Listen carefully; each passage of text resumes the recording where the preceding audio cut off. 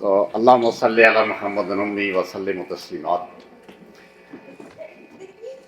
آپ نے نام سنا ہوگا chosen person, Aman Ullah Khan, Maqbool but اور قائد انقلاب یاسین ملک۔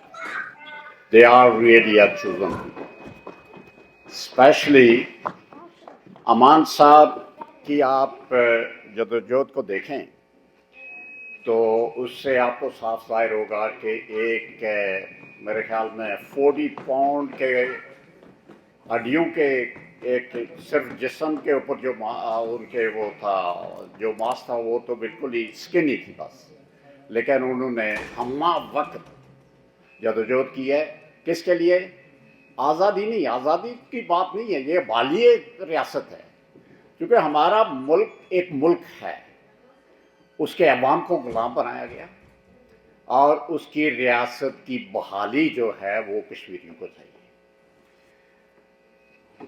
آپ یہاں بچوں نے، میں ماشاءاللہ میں مبارکباد دیتا ہوں بچوں کو، بچوں کی ماؤں کو، انہوں نے کتنے پیارے طریقے سے، بہتر طریقے سے آج کے اس محفل میں ٹریبیوٹ پیش کیا ہے امان اللہ خان صاحب کو ہی نہیں، مقبول بٹ کو بھی، یاسین ملک کو بھی، اور لاکھوں ان شہداء کو جنہوں نے ریاست کی بحالی کی جستجو کے لیے اپنی جانیں دی ہیں۔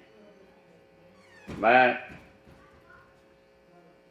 جناب صدر سردار امتیاز صاحب، جناب چیف آرگنائزر چودھری افتخار صاحب اور ہماری پیاری چھوٹی بہن سمیرہ اکبر جو کنوینر ہیں خواتین ونگ کی،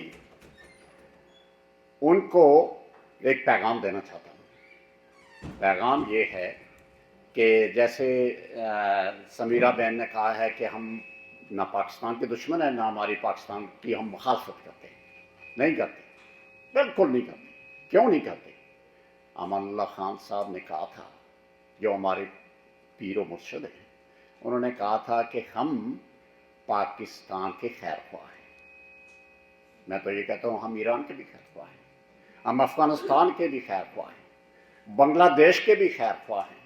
ایون اب چھوڑیں، وہ تو ان سے ساتھ ہمارا اخوت کا رشتہ ہے، ہم تو ہندوستانی عوام کے بھی خیر خواہ ہیں، ہماری کوئی دشمنی کسی سے۔ کل کو دشمنی کس نے کی ہے؟ پاکستان کے حکمرانوں نے۔ میں اگر کچھ آپ کے ساتھ شیئر کروں تو میرے خیال میں یہ مناسب نہیں ہوگا۔ میں گزشتہ